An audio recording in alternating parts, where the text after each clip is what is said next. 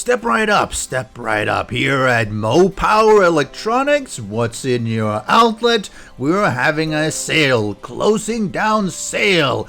Everything is starting at $9.95 at 50% off everything.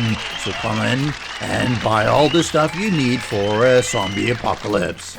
And of course, today we will be having some demonstrations covering electricity in 7 Days to Die, and it might be a refresher for experienced players, but new players, oh, you'll definitely need this to get started on this great set of features. Now, for those who are wondering, we use electricity mainly for two reasons. We have our home building section where we automate our doors and lights and so on. And of course, we have our defense departments where we have a bunch of traps to detect, funnel and kill the zombies. Naturally, there is a lot of information to cover here, and we will be starting with the basic electricity guides, and that goes through the foundation of what knowledge and information you need to dive into the more advanced topics such as traps. I will of course be covering tips and tricks to help you get the most out of your equipment that you're buying here today at Mo Power.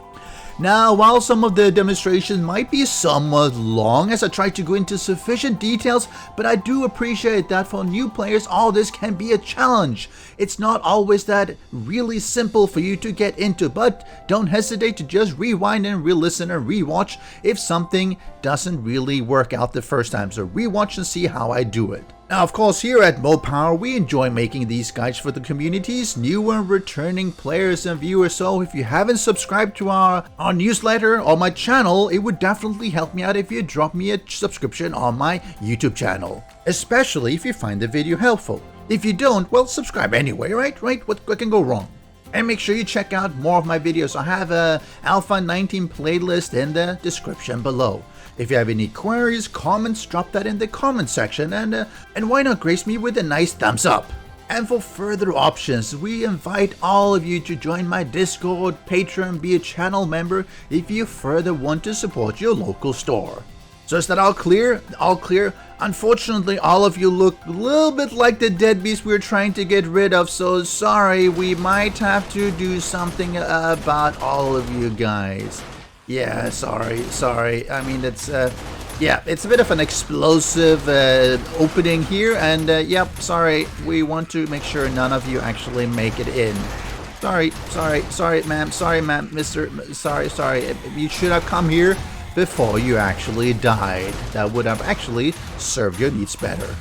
And welcome to the Basic Electricity Showcase. I appreciate all of you showing up here, and remember, whatever we showcase here, we are selling at a 50% discount, and our friends here will be ready to ring you up once you are ready to make a purchase. Now, the first thing to keep in mind is that we are going to be a lot in the Intellect attribute, and this is really where you unlock all the things that relate to electricity, so make sure you look at pumping this up. It does have some effect on your fighting with the stun baton and the robotics, which unfortunately is not extremely useful, except maybe some of the drones or the turrets, but specifically what we want to get into is advanced engineering. It starts at blacksmith, where you get forges and a faster crafting. You have tinkerer, where you get the workbenches and the cement mixers. That's only on 3rd, 4th, and 5th level that you actually start to be able to craft electrical stuff. As you can see here, you can learn to craft generators, build advanced base systems, etc. You gain experience from the electrical trap kills, and that's actually something we're going to talk about later. Really important to keep in mind. Down in inventory, you can now craft shotgun turrets, you have battery banks and nail guns, and advanced one you can unlock crafting the SMG auto turrets, and of course the crucible, which isn't really electricity. And you also get 50% experience from electrical trap kills. But if we take a look at the perks inside the configuration files the game have, we can actually dive a little bit deeper into seeing some specifics. So this is the perk Advanced Engineering that I pulled out. It shows the progression, how much you need. You need to have Intellect 1, 4, 6, and 10 in order to unlock 1, 2, 3, 4, and 5. As we go down, I will see what we actually unlock when we do things. So you see, let's see here on the first one, we unlock the forge. Second one is the workbench, chemistry station, and cement mixer. As we go down to the interesting one, which is number 3, we get the generator bank, relay, switch, ceiling lights. There's a few of them, industrial lights as well. We have the spotlight, speaker, pressure plate, which is also called the trigger plate, I believe. We have the long trigger plate, dart traps, electric relay, motion sensor, tripwire post, electric fence, which is really good, and the blade trap. So 3 is really where the fun things start. As we go down to 4, we then have the battery bank, shotgun turrets. Actually, we start getting the power doors and hatches as well. And these are really, really good. And I showed that already. And I will go a little bit into that in this series as well of how to hook them up. And of course, on perk level 5, we have the auto turret. I don't necessarily think that the 5th perk is that interesting, because as long as you have the basic ones and you go up to 4, you can actually get most of the stuff. The turrets are interesting. They are not as good as they could have been, because while they do kill zombies, they also tend to set off the demolishers, which is really, really painful during horde nights.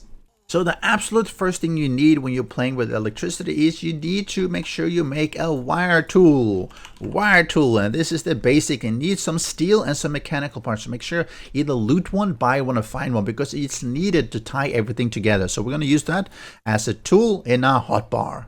Beyond that, you need a workbench. Unless you're buying things, you can loot and buy some of these things as well, which is really helpful. Otherwise, you need a workbench to craft things. If you're lucky, you can also find a bunch of these things actually as schematics out in the world. So you have the spotlight schematic, you have the switch, you have the timing relay, motion sensor, you have the generator bank as well, and then of course some of the more advanced things that we're going to go into later. So if you find them or read them, you can actually craft them even if you haven't unlocked everything in your perk tree.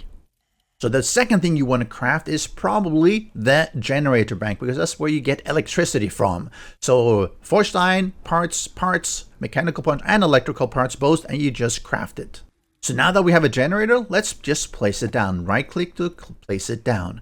And you hit E to interact with it. And you'll see some things here. The gas is actually normally just 1000. I actually have a mod that increases it to 9999, so ignore that part. The reason I've increased it to almost 10,000 is because when you're playing a multiplayer service, it's really, really tedious to only have it 1,000, because some of these things really pull a lot of fuel. So ignore the 999, it should be 1,000 here. And you need engines. So you plop in a couple of engines, you'll see each of them give you an extra 50 max output. So if you put in 6, you have 300.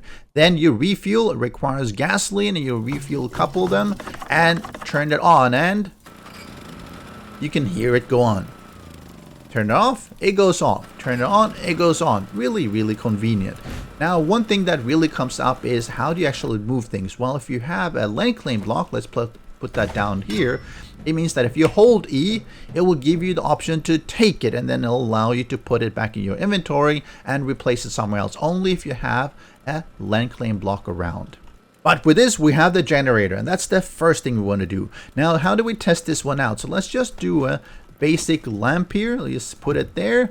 The thing we do now is we bring up our wire tool, right click on the generator bank, and then we right click on the light. You see it lighted on. And if I bring down the time to say midnight here, and I have these things, let me see if I pick up the lanterns as well. And if I then toggle on and off the generator, you'll see lights on, lights off, light on, light off. Well, have you been watching Cobra Kai as well? Well, good, me too. And there's also another few types of lights. You have the industrial light bulb and the industrial light and the spotlight. So let me put all of them here. Let me put this one here.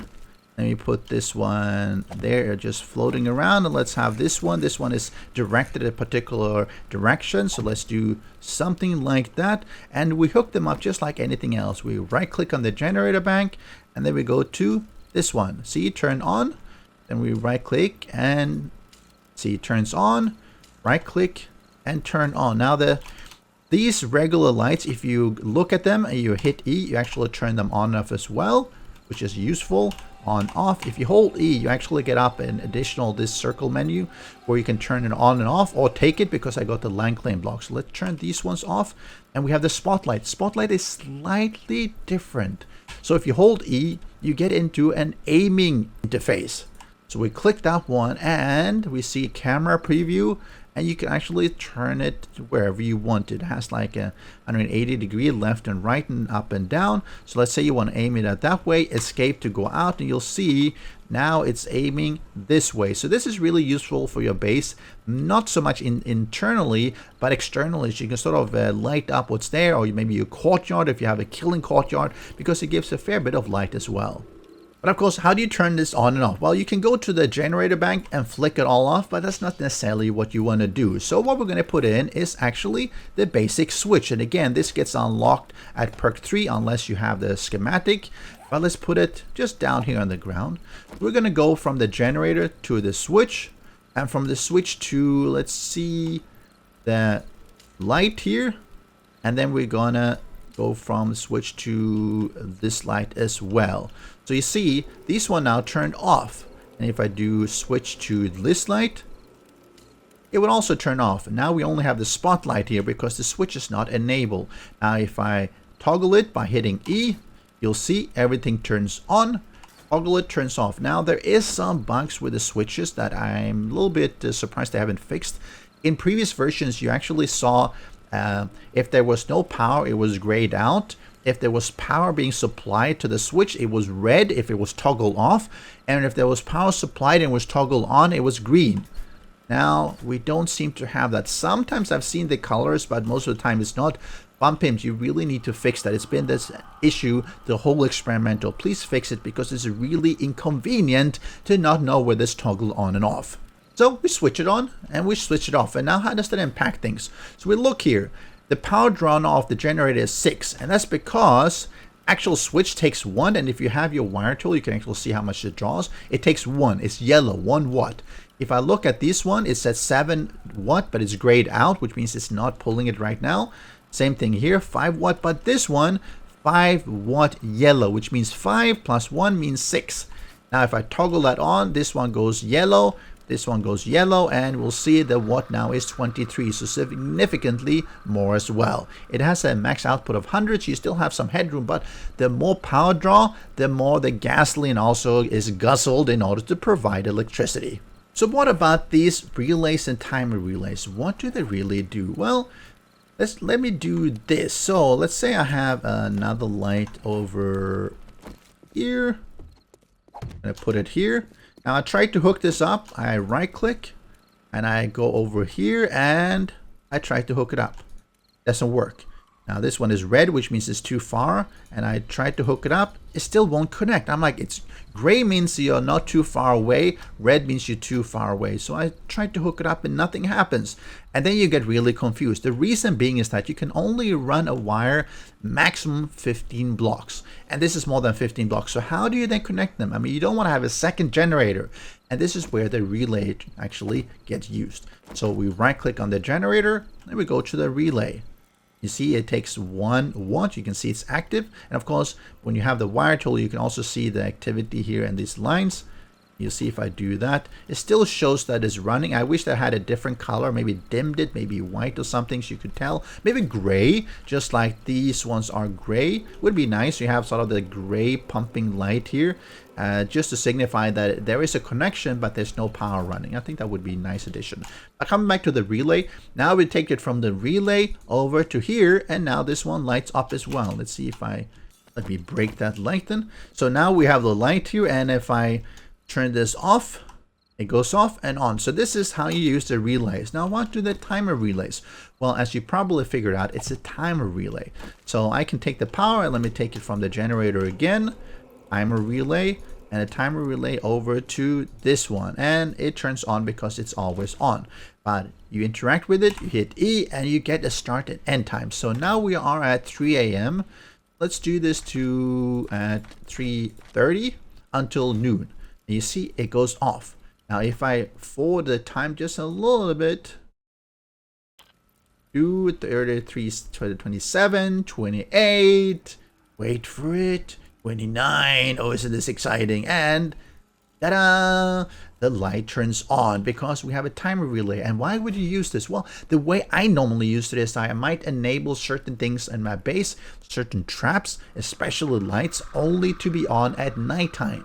Because lights especially, you don't need to have them running the whole day because you probably have quite a lot of light coming in from windows and things like that. So that will save you a fair bit of electricity. You can also make sure that you only have your drawbridge, for instance, operational during the daytime hours so that people don't come in at night, for instance. Not that you would invite the zombies, but it can be fairly useful to use in some specific situation where you want to sort of time it across the day to have different functionality. So as we discussed, we have the switches that can turn things light on and off, for instance. We also have, and let's remove these ones for now, we have 3 other ways to actually accomplish pretty much the same thing. So we have the 1x1 trigger plate. We have the 5x1, let's see, can I get that in? The trigger plate as well. And then we have the tripwire post. So these ones are very simple. You put them down, step on them, and then trigger. You hear? And then you have the tripwire posts, which work a little bit differently, but I'm going to show that as well. So let's do that with the spotlight here. So I'm going to take the generator bank to the first trigger plate. And then I'm going to do that up to the spotlight. And you see everything turned off because, well, nothing is stepping on it. I move onto it, it lights, I walk off, it turns off. So you can actually change the timings. You hold E and you go into the options, and there's some options here. You can say, is it going to trigger immediately or is it going to wait a while before trigger? Let's say you want to wait 2 seconds, and then how long is the duration? Let's say 5 seconds. Well, let's do 10. So if I then step onto it, 1, 2, and it goes on. And if I step off it, it'll count down to 10 before it actually turns off. So you could do that for traps or lights such that they will be on for a particular period of time after it's triggered. And it works exactly the same thing if you're using the 1x5. It's just longer to cover more area. One like that. Same thing, turns on and off. Now, what about the tripwires? Now, the tripwires are really interesting because these ones is just 1 block. This is just 5 blocks. These ones you can set apart 15 blocks, and really the most useful part of that is that it allows you to put it safely behind walls, for instance. So let's say you have your walls here in a corridor, for instance. You can actually hook it up. So you take power from the generator as before, you go to the first tripwire. This is tripwire A. Tripwire A goes to across to the tripwire B.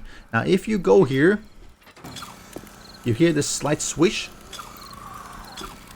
which means that it's been activated, but we don't have anything here connected. So we're going to connect the tripwire post to our nice little spotlight that is conveniently hanging there. So if I walk through here, you see light goes on.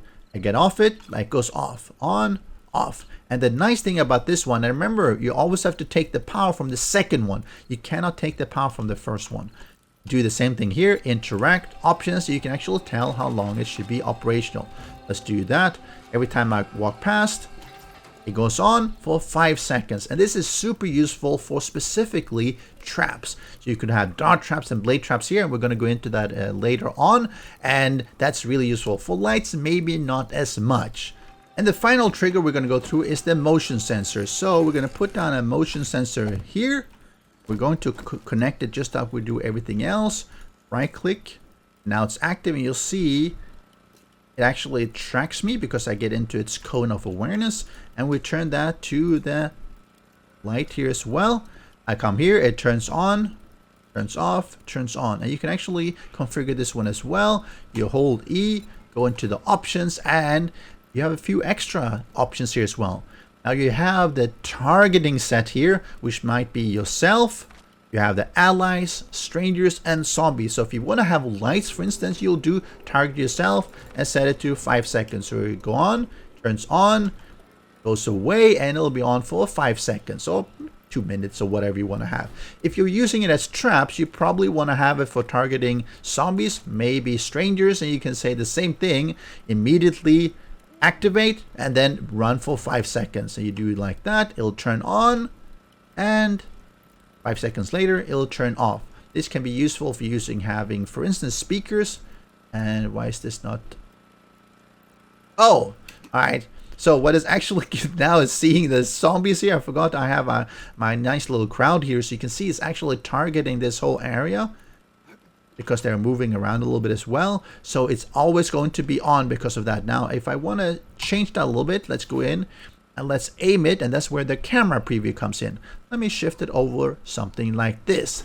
Now there's nothing there, so the light is off. I come here, nothing happens.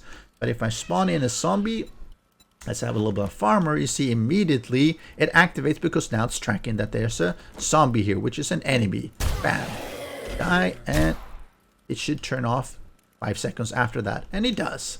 You might be wondering, most of these things, how do you actually craft them? Well, just like the wire tool actually.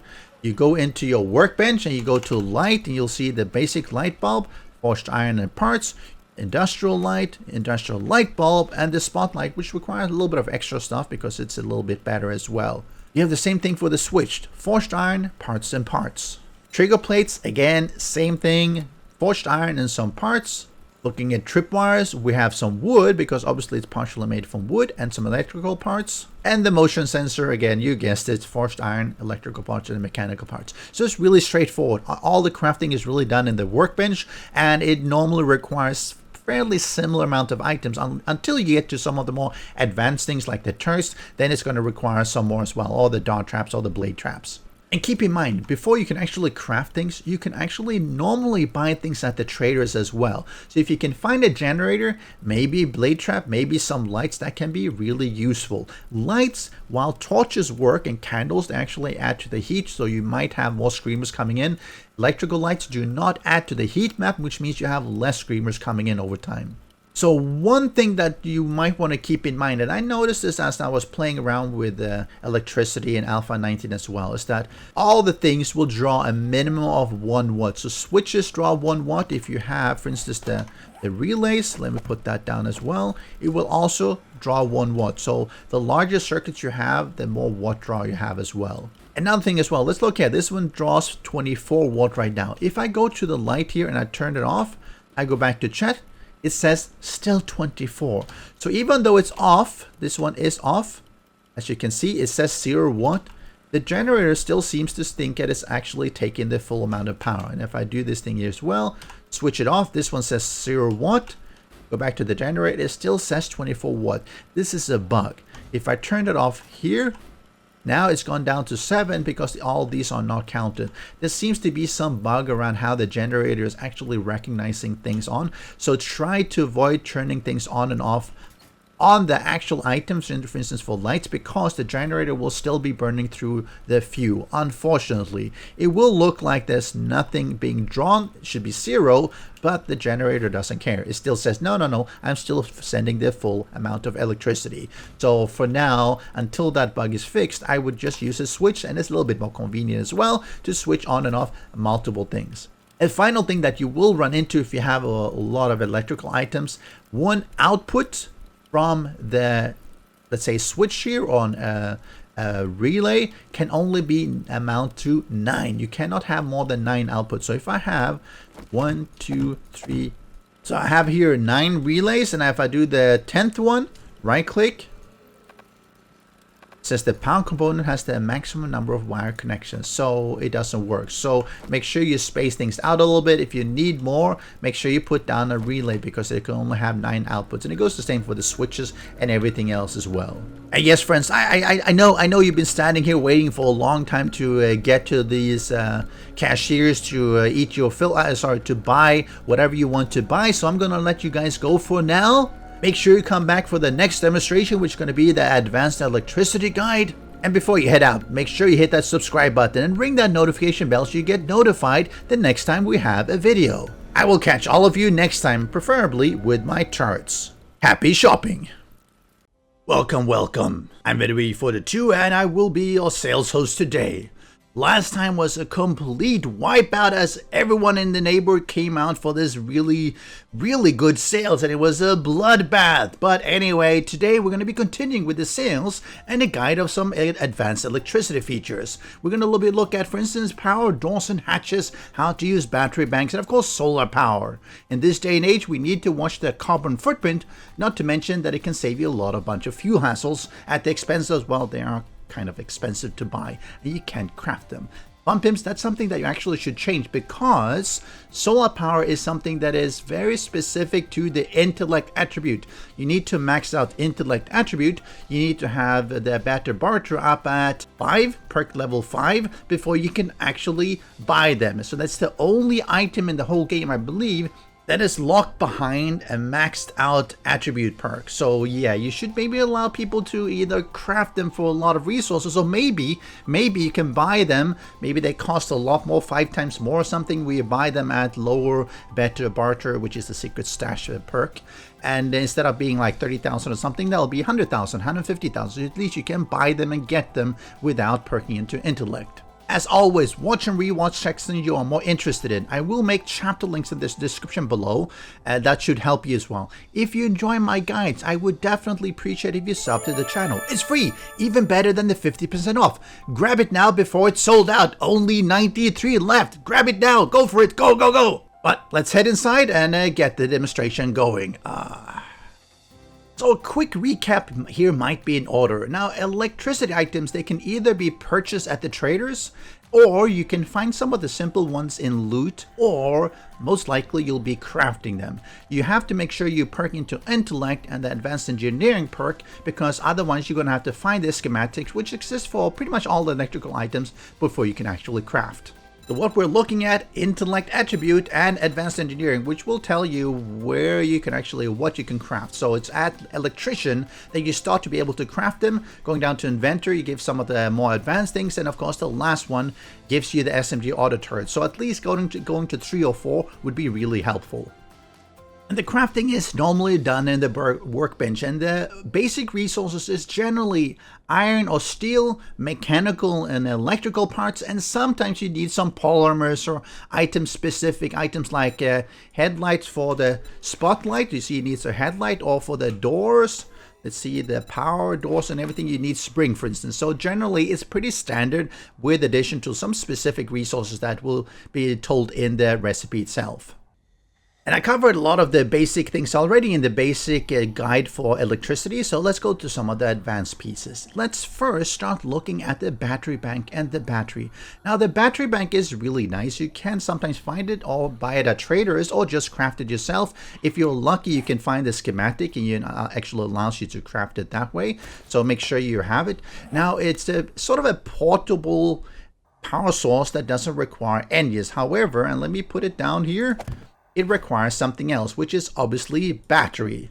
And if you look at the generator, it's very similar in as far as how its layout is. It has a max output, it has a power, and you stick in the different batteries. Now, the quality of the battery matters. So if I put in a Q1, you see it says a max output of 29. If I put in a Q6, it'll put in 50 watt, or rather output 50 watt. Unfortunately, clicking these ones, the different battery banks, doesn't tell you anywhere how much watt they actually provide. So you have to put them inside the battery bank before you can actually see. So the best ones you find, the highest quality tier, just plop them in, because that gives you more output. If it exceeds the output, like any generator, it will stop powering some of the things. Of course, because there's no fuel as such, it's actually stored up fuel, or the battery power, that is actually represented by the bar. So as we draw down from it, which is the power expenditure here, the bar will actually go down. And as it goes down to 0, if all of the batteries in the battery bank is 0, it means that there's not going to be any power output until we recharge them. And recharging is really simple. You can, for instance, just connect them to a generator, turn on the generator, and now it's going to be recharging it. So why would you want to do that? Why would you want to have a generator bank and a battery bank? Well, not necessarily, but we'll get to that when we get to the solar, because that's really where the battery bank shines. For now, if you don't have solar power, you can look at this as just a very temporary portable power source, because you can plop it down, put in a battery, and you have some power with you. And then when you want to leave, well, you pick it up again with a land claim block in the area and bring it with you. Now, while the battery bank can be crafted in the Workbench, what about the lead car battery? And this is a really interesting one. It's actually using Grease Monkey as a perk instead of the Advanced Engineering, which is a little bit weird. And as you get into the Mini Bike Master on the Grease Monkey, it will allow you to craft the batteries themselves. And after you go up all the way, it allows you to make quality 5 car batteries. Not that you necessarily need to. You can if you want to. As you can see, it's being done in the chemistry station, which is a little bit weird. Lead, acid, and scrap polymers, but generally the way I get my batteries is just go wrench some cars. You'll end up with a lot of batteries, actually a lot more than you need. They actually sell for a fair amount of money as well. I put the, let's take this one, it'll sell for 800. So if you have too many of them, just go sell them at the trader. Early on in the game, it can actually be a fairly good source of income. But let's also have a look at another item, which is the speaker. The speaker is a kind of an interesting thing. It's a block that you put down somewhere. Let me see, can I put it down? Let's put it down there. Now you can connect it to any power source. Let's do it with a battery bank here, because that's one of the things that we have here. So we're gonna connect it, and there's nothing, you can't do anything with it. You can't configure it and everything, which is a pity. I wish it had configuration options for the different sounds. Maybe the volume would be nice, but if I turned it on, you'll hear what the speaker actually sounds like. If I turn it off, that's how it goes. So you wouldn't necessarily connect it directly. Normally what I do is I might, for instance, have a pressure plate. I connect the battery bank to the pressure plate, just like we did our trigger plate, like I showed you in the basic electricity. And you'll have that at the entrance where you come in, a step on the trigger plate, and the speaker sounds. You can have that connected to motion sensor as well, so that it covers your front of your base. And if there's a screamer, maybe a wandering horde, it'll make some noise. It's a little bit annoying though, so you might want to make sure it doesn't run all the time, because it quickly gets really annoying. But it's a nice little addition to any base build where you want to get notified. Let's say you're down in your mine, let's say you're doing some crafting or just trying to sleep, and you can have some sound when the zombies are coming for a visit, or maybe your friends. But we're going to step away from the battery bank for just a moment. We're going to come back to it in a while, and we're going to look at the powered doors and hatches. And there's a few of them. We have the powered vault door, the powered vault hatch, we have the powered garage door, and well, actually there's two of them. One of the one that is vertical and one that is horizontal, and you'll see what I mean with that. And the reinforced drawbridge. Now you can learn this from the Advanced Engineering, or find the power doors and bridge schematic, and that will allow you to craft all of them. Let's start here with the power door and the power hatch. If you walk up to it, you'll notice that you can't actually open it manually. You need to have some kind of trigger to open it. You could use, for instance, a trigger plate. You could use a motion sensor or a tripwire, and all you do is you connect it to power source. We go to the trigger plate, go to the door itself. There we go. All we do is step on this one, it'll open up, nice, step through, it'll close. You might want to hold E and or hit E and actually give it a little bit of a duration here, let's say 5 seconds, so that it keeps open like that. Oh, sorry, I guess he had some heat stroke here, the poor snow zombie. And this is how you use it, because you can't open it manually. And the same thing works for the vault hatch. Let's do that. Let's remove this one. And I step on this, it'll open up, we climb down, and it'll close after 5 seconds. Really convenient when you're having, well, you want to have something that can be triggered automatically. For instance, you could have 2 different paths for the zombies, one that you open up when you want them to go left, and you close it again, and you step on this one when you want them to go right. So why would you use power doors and hatches? Well, it can be really convenient when you don't want to open it manually. You could have basically a motion sensor that senses where you come by, or maybe the zombies, if that's how you are inclined, and it sees you, or they step on the plate and things open or close. And that's really convenient sometimes. And I'm going to show you a trick in just a while of how to make a two-way door that allows you to open it from both sides. Let's go to the rolling garage door. I put that one down. Again, same as anything, you can't actually manually trigger it. Connect it to the trigger plate, and you'll see it actually goes horizontal. It starts off vertical, and it's going to close in 5 seconds, and it goes horizontal.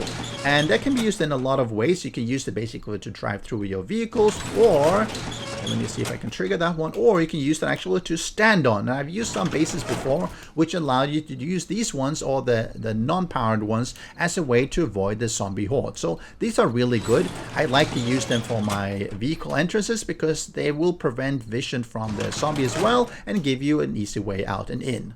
The same goes for the other garage door, which is the other powered one. We connect it to a trigger plate, for instance, and step on it. It opens. We step off and it will close as well. Really basic, but it looks nice.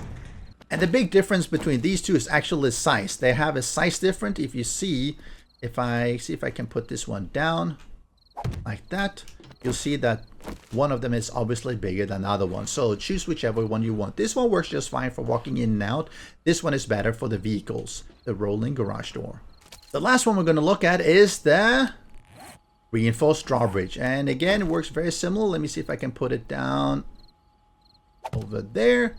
You need a trigger plate or something. So we're going to do that. We're going to connect it from the generator to the trigger plate to the drawbridge. We're going to set that at, let's see, 3 seconds. We step on it and it flips down.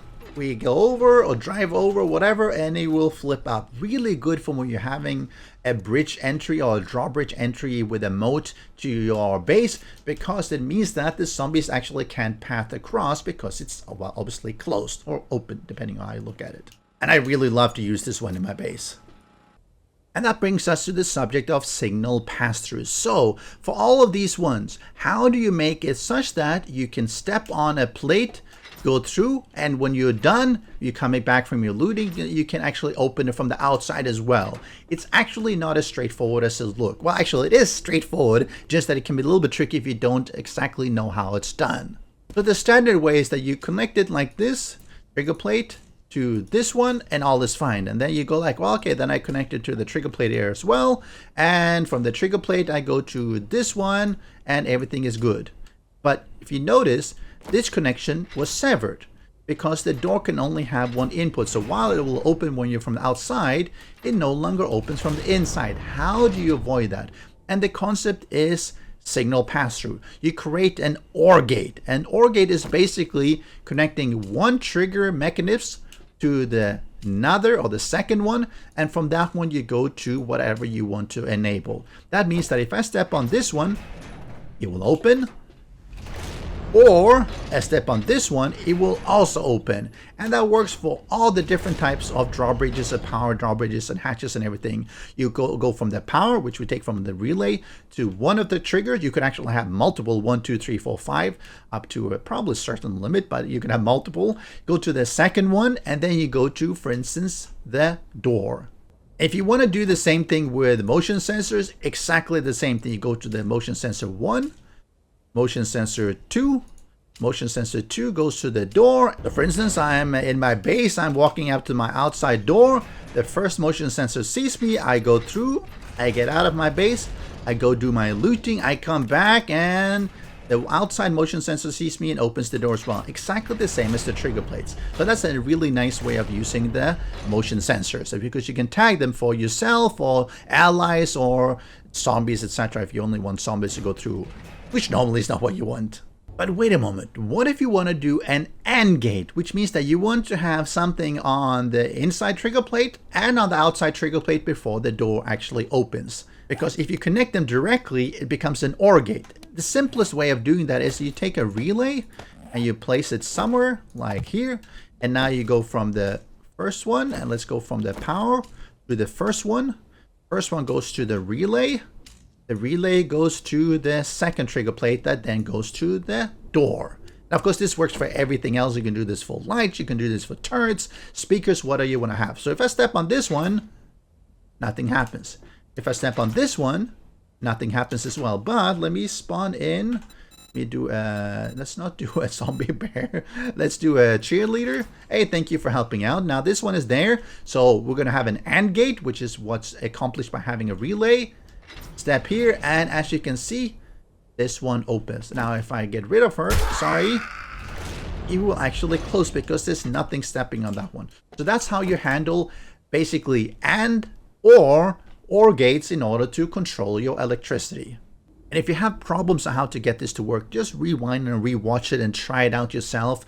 If you can't do it in a survival, just do it in creative so you can really just destroy things and play around with it, because it's a really useful concept. We've now come to the discussion about the solar generators, solar cells, and solar power in general.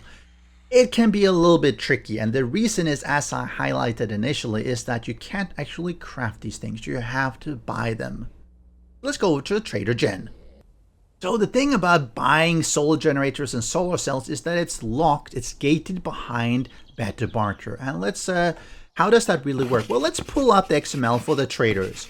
And as you can see here, if you look towards the bottom here, you'll see solar banks is count 1, solar cells is count 1 to 3, and the quality is between 3 and 6. But this is when you're having perk level 5. It even says that at the top requires perk 5. If you only have better barter 4, you actually can find it. The chance is actually much smaller, but it is possible at better barter 4. And because you can't craft them or anything, well, that means that if you want to do solar power, you have to make sure you perk into better barter. So let's go in and talk to the trader. Now we're looking at the secret stash. This is where it will show up. You'll see I have no better barter, and there's definitely nothing there. Now if I perk up into it, oh yeah, thank you, Jen. If I perk back up into it, the way the XML is structured is that there is a small chance of you with better barter 4 to have the solar cell show up. Whereas at better barter 5, you have an item group that shows up a lot more consistently for generator bank and the solar cell. So definitely, if you want to increase your chance of finding it, better barter 5 is the way to go. Next time I'll have what you need. Let's hope we get lucky. We'll be the corporate marketing CEO, perk level 5. Let's go talk to Jen again, and come on. Let's see, there we have it, a solar cell. I don't think there's any solar. Oh, there's even a solar bank. So there are 2 solar cells and a solar bank. And the solar bank is cheap. Now the solar cells cost a lot. And this is also dependent on the quality. So when you're buying these ones, I would definitely make sure you are using your cigar. You're maybe drinking some of those elixirs that brings down the barter prices. And of course, have a big fat wallet. So I'm going to buy all of these ones. Oh, nice. Now I have less money, but at least I have some solar cells. And if you're playing on a multiplayer server, it might actually be easier to just ask a friend to buy it if he has unlocked everything. Saves you from just going into Intellect all the way, because you need to have 10 Intellect, and you need to have better barter at 5, which requires 10 Intellect, unfortunately.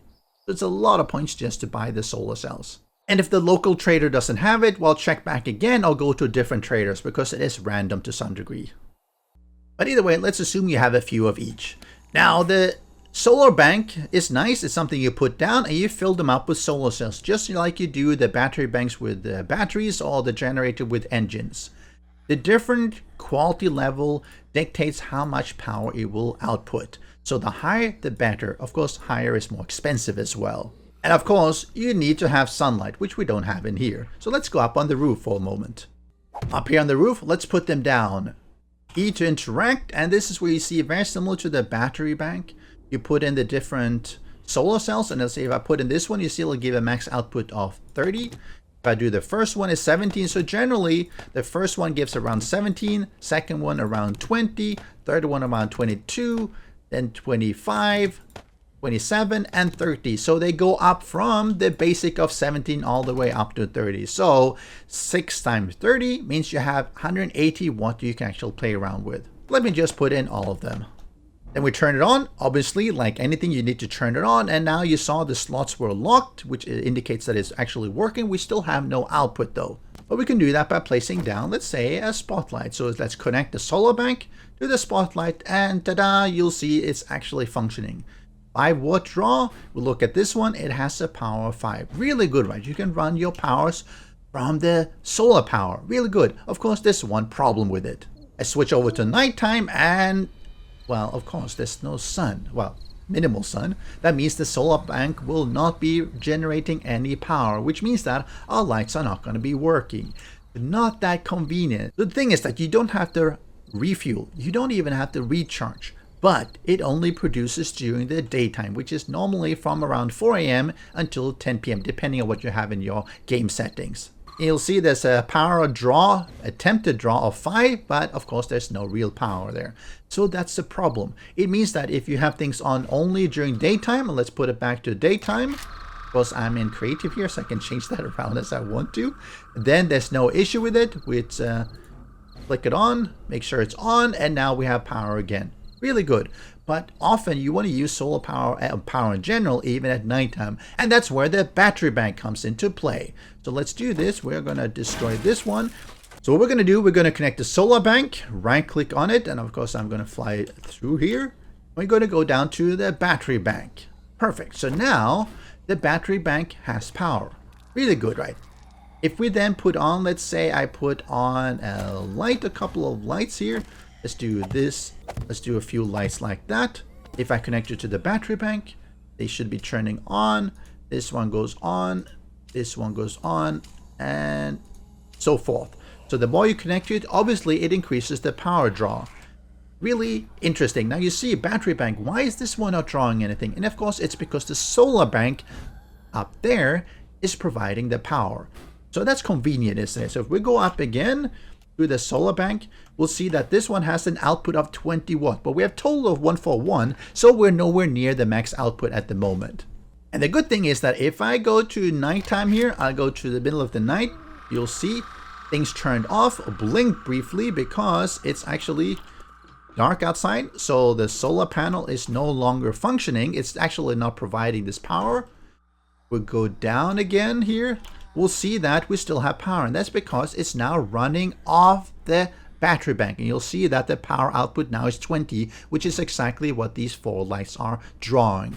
And it means that this one is, oh, you can see it's going down very, very slightly here. I think it's like one sliver of it has gone down. And the more you draw for the longer period, it means that this one is going to drop more and more and more over time. When it depletes, if it hasn't hit morning yet, it's going to go dark because it has no more power. So you do have to balance that, because you want to make sure that the nighttime draw that you're having is not going to exceed until morning comes. So make sure you play around with that a little bit. If you do a full, let's say 79 watt here, these batteries might actually be depleted by the time morning comes around, and that might not be what you want to have. But the good thing is that once we hit morning, I'm switched over to morning time here. You can see 7 a.m. We check the battery bank and no power draw because, again, the battery bank is the one that is pulling the load. Really convenient, isn't it? And good folks, that's all there is to advanced engineering. Now, the next demonstration that we're going to be showcasing will be traps, and more traps. We're going to go through the electric fences, blade traps, dart traps, and of course the different turrets. So make sure you join that demonstration, which will be opposite. And until then, grab some coffee, grab some food, and go buy some food. We even have some, you can see some nice TVs and stereo systems around. Make sure you buy what you want to have. It's 50% off. And if you're still here, hit that subscribe button. Thank you for watching. I appreciate it. I'll catch you next time. Friends, survivors, welcome to another day of sales from Mo Power Electronics. What's in your outlet? And today we're going to be covering specifically traps, defenses that you will be needing for your base in order to take care of, well, all these people behind me. Look at all these zombies. I even had to call in some of Navisgane's finest, the cops, and some big beefy demolishers just to keep the order a little bit. It's been just a smash and grab here at Mo Power. So I'm going to go through different traps, electric fences, I'm going to do dart traps, blade traps, and of course shotgun and auto turrets to let you know how you can defend your base. So let's make sure we move in and take care of some of these people. Bam, bam, bam. Oh, unfortunately, I'm shooting blanks here. How embarrassing. Not able to kill a single one of them. So I appreciate all of you following me in here for the electricity trap guide. And what the? Bob? What happened? Where are all the deadbeats? Can you get some of them in here? I'm making a video here. Come on. It looks like no one is here shopping. Come on. Just pay them. Pay them 100 dukes. Anyone who comes in.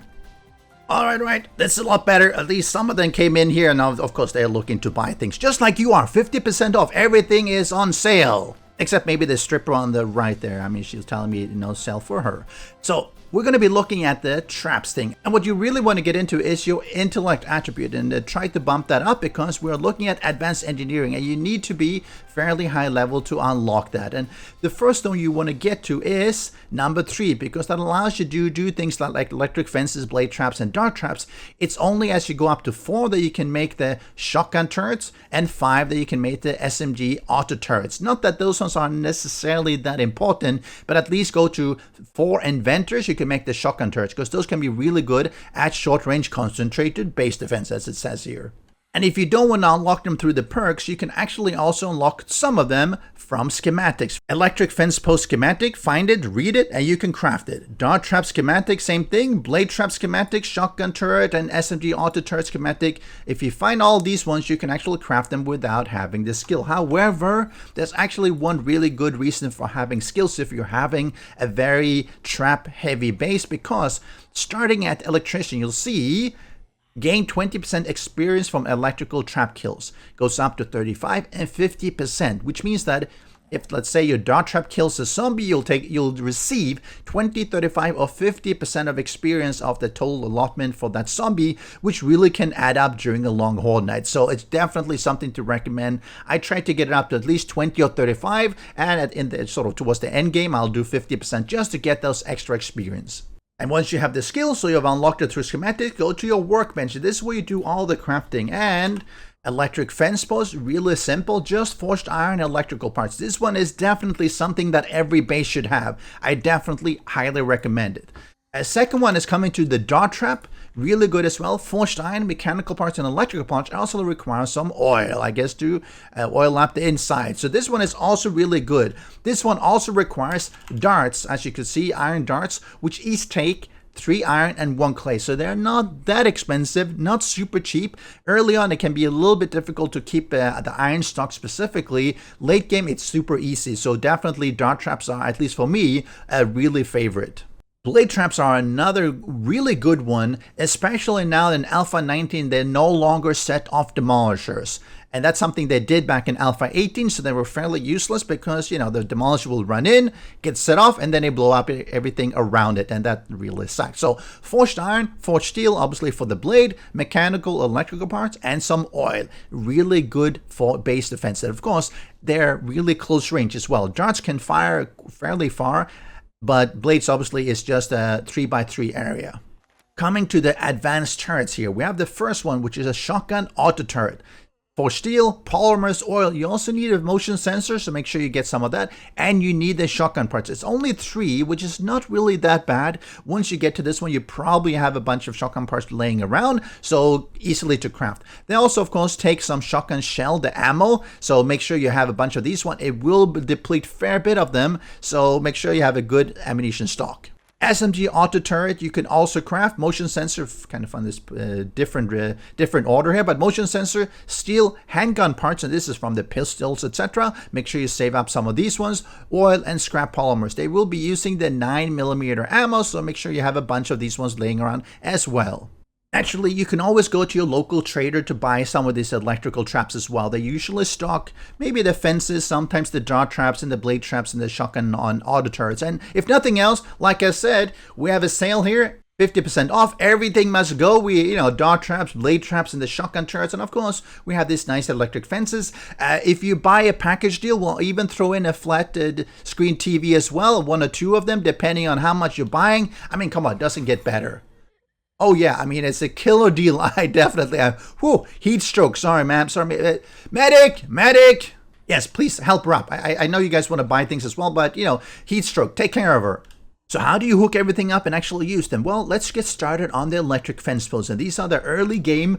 Once you start getting some of this either through crafting or maybe if you're just buying them, I would definitely suggest picking them up because they can really save your ass. So the first thing you do, you put them down, obviously. You can actually rotate them as well, so you can lay them down, everything. They do need a little bit of support, so you can rotate them around. They are too high, but if you see, depending on how I'm rotating them, you can lay them down and stuff like that. So they fit fairly well wherever you want to.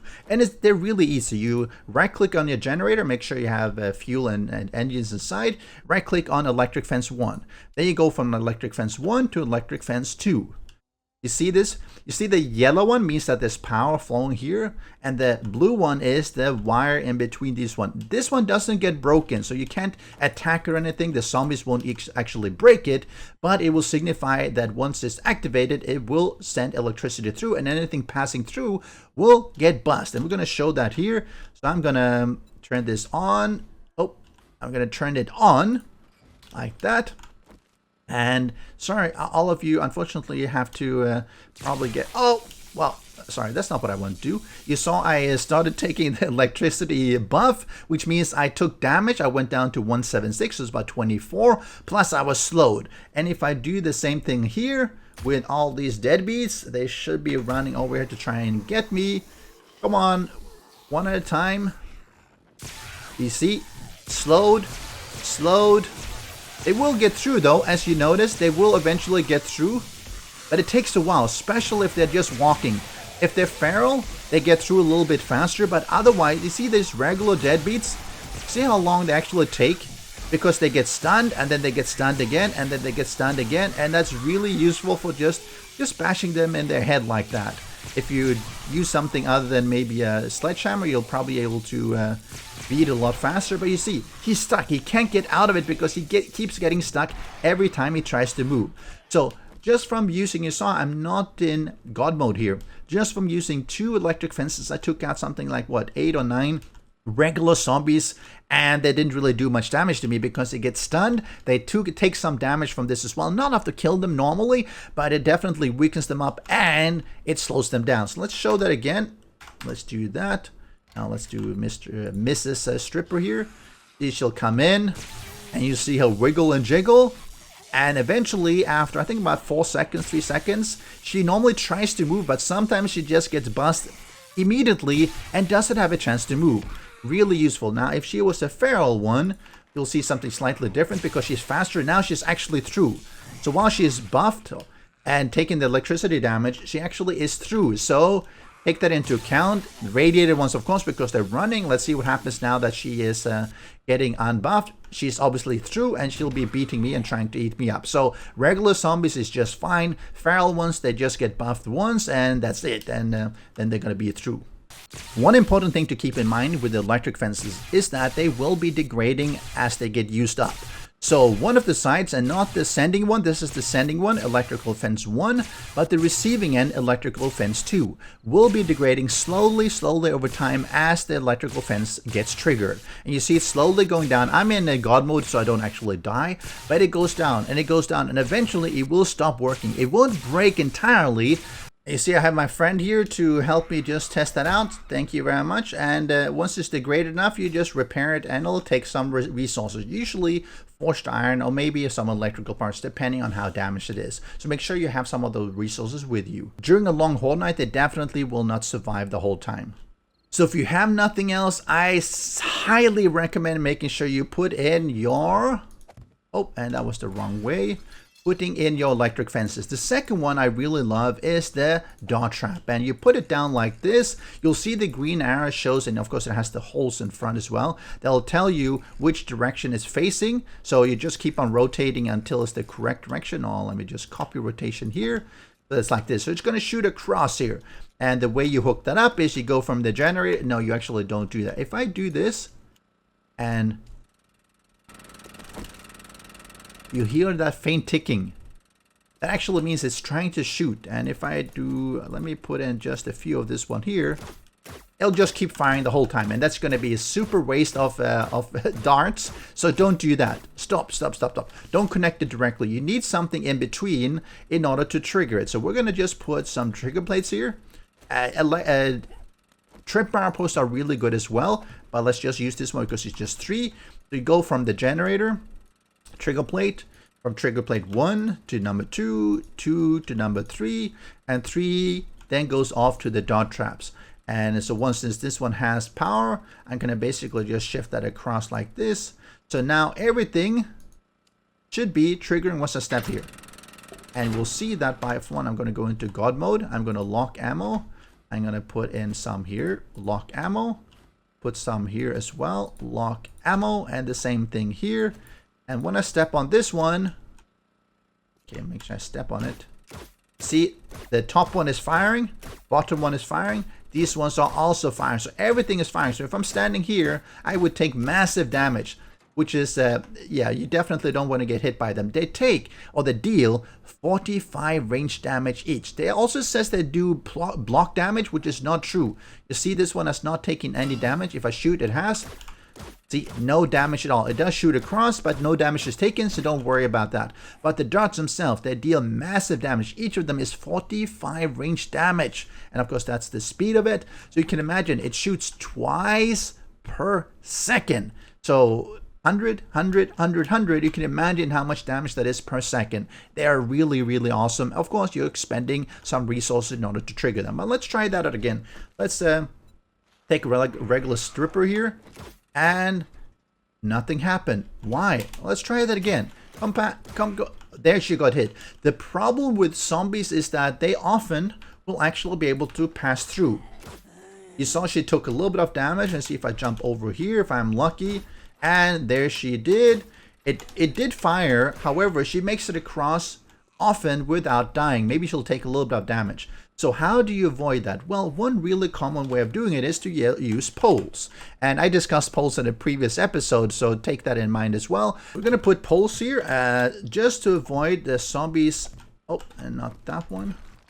To avoid the zombies making it all the way through. So let's do this. Let's do that. And of course, let's also see if we can block them from jumping there. This basically means that they can walk up to the pole here, but they can't actually walk through. And that basically stops them. So let's take the Miss Stripper again. See what happens. She stops here because she can't move and she takes damage. Now, one thing that you might want to do is that... Yes, thank you very much. Don't do that. When you're rotating these ones, try to put them, depending on if you're using trigger plates or something else, try to put them in this block. So let's do that. What this does is basically it's in this block space, which pushes any zombies slightly further back, which means they're much more likely to take consistent damage. Let's say she comes up and you see she gets hit every time it fires, and she jumped up and she fell down and then she's dead. So we're blocked off here with using poles. And let's bring in a bunch of strippers again. Come up here, see they're being shot at, taking damage, and slowly goes down. You'll notice though that this one has no more ammo. This one might also, no, it has some more ammo. So make sure you load them with a lot of ammo, because once they run out, and they will if you're having a long horde, if you don't have enough ammo, then you'll have a problem because, well, there's no more damage being dealt. But beyond that, if you have enough resources to keep these ones fed, and depending on the game stage, depending on what happens, and you'll see there's some issue with the trigger plates. Sometimes they stop actually working. Maybe it was taking a break, but eventually re-engaged, and then she got killed. So during one horde, the Blood Moon Horde, you can definitely take thousands of darts. But again, paying for a few thousands of darts is a lot cheaper than paying for a few thousand 9mm or 7.62 ammo in order to survive the horde. We come now to the Blade Trap, and I really like it. This was an addition previously, and I really like it. It did have some problems in Alpha 18 because it was triggering Demolisher. They fixed that in Alpha 19, which is really good. And the way I normally use it, you can either set it inside walls or just put it up on a pole like this. The thing about it is that it does more damage if it hits them in the head. Feet as well can help, and they can actually take off their legs, but less damage. And the simple way of setting it up is that you go to your generator, hook it up, right click, and now it's spinning. It does take 20 watts, so it's fairly resource heavy. If you have it too high up, you'll notice that things that can actually pass below it. And the way to avoid that is, let's take that out. You can put one down here. See if I do that, and I can actually put a second one, something like that, in order to take both sides. And let's do one at the bottom here that is going to be spinning, and one at the top. And if you try to get through, well, now I'm actually in God mode, you'll see massive damage. And zombies obviously take a lot of damage too. So let's bring in a couple of zombies here. Thank you, Miss Stripper. Start your action, or start your engine. You'll see she comes up and she got killed, the second one. So let's see, she takes a lot of damage, and they actually can withstand quite a lot of them. Let's bring in a bunch of feral ones. You'll see it don't necessarily kill all of them before they get through, simply because they run so fast. But you see, they got through, but they had just a little bit over 20 hit points, almost 30, out of their max 200 plus, 250 plus. So it's really, really good at just dealing massive damage. Now, you saw the bottom one took out their legs, and now it's crawling, so that can also happen, and you whack it in the head. One of the downside with these ones is just like the electric fence, they do degrade with use. So depending on how much damage they deal out, they take a certain percentage of the reflected damage. So you have to repair them now and then. Let's do that as well. Right click, that took some steel. I believe that's the forged steel. It's not iron. And let's do a second one, also some forged steel. So make sure you have resources to repair them overnight. When they take sufficient damage, let's see if I do that. 700, and as it goes down to, bam, you see it goes down to 500 or below, it actually stops working, it stops spinning. It's still there in the way, but it's no longer spinning and dealing any damage. So it's really important that you go ahead and repair them once they stop spinning and start taking too much damage. What could happen is that the lower hit points they have, if you have a cop exploding next to them, they would probably be taken out. If it's fully repaired, it's unlikely that even a cop damage would take them out, but like this it would be. So one repair, you saw it took some steel, another one, some more steel. So make sure you keep this one in good health. They do take quite a lot of resources to repair steel. However, they also deal massive damage. And because, let's see here, let's do one regular stripper. Now she has 125 hit points, and you saw 8 damage there and 12 damage there. So total of 20 damage out of the 2000 each in order to kill one zombie. That's actually not too bad. Let's do another one. You see it went down to 76 and 84. Of course, the bottom one is useful for when you're having crawlers, maybe you're having dogs.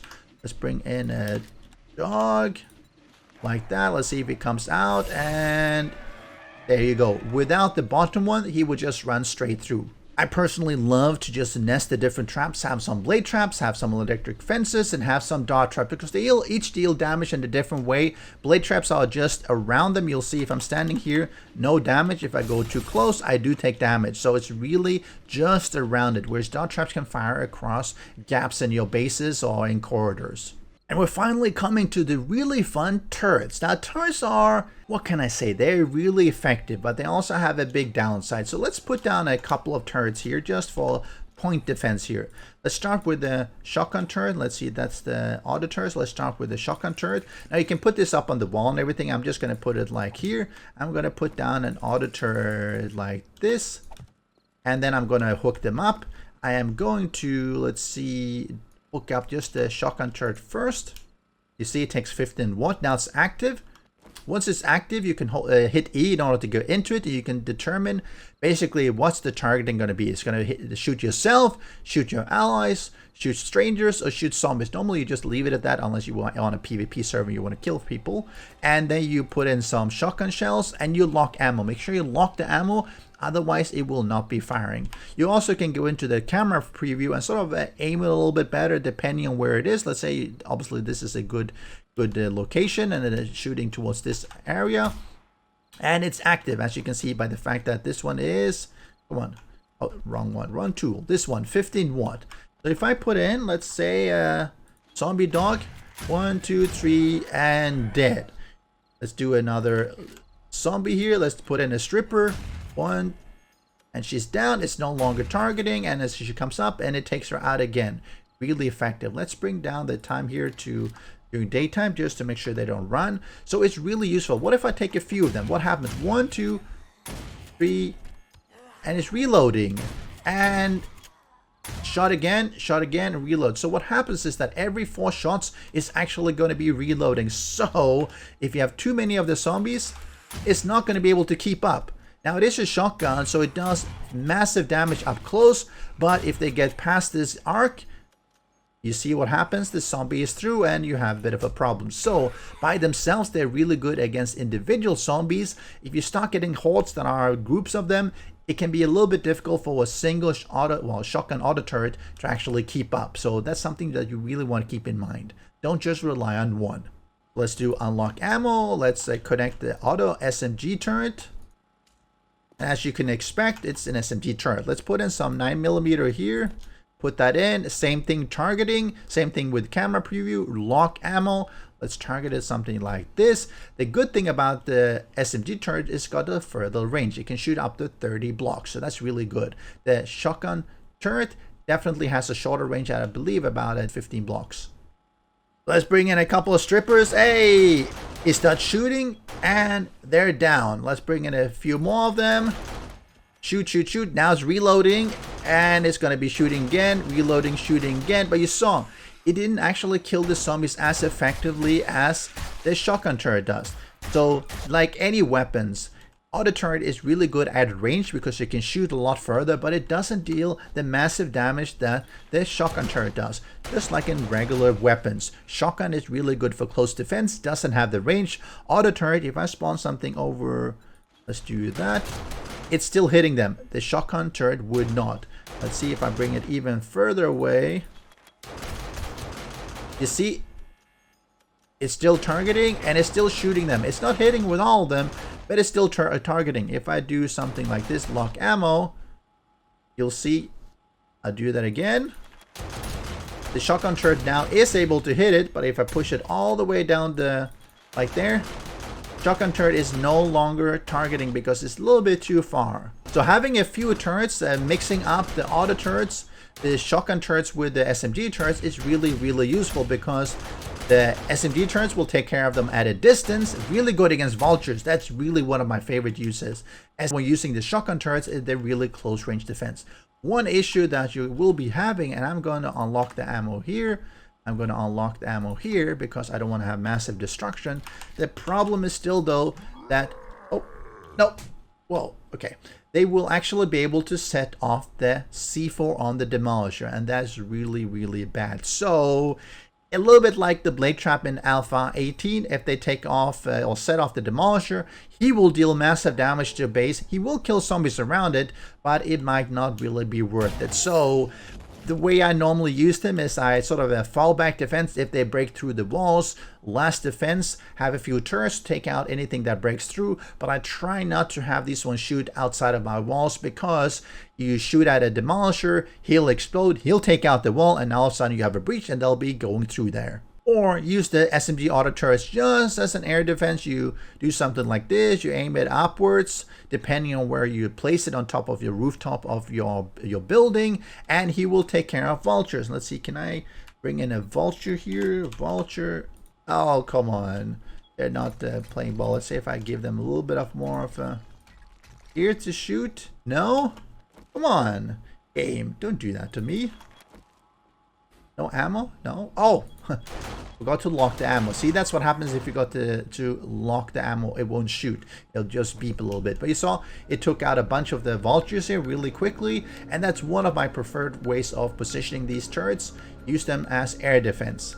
So we've come to the end of the electricity trap guide, and we do have some vultures in the rafters. I'm going to have to hunt them down as well. Hopefully you enjoyed this, and like I said, the sale is 50% off. Everything must go, and I'll throw in a TV only if you subscribe to my channel. Remember to do that. I'll catch you again. Special thanks to the great patrons supporting the channel. If you would like to join the vetted community and support these videos, do follow the Patreon link.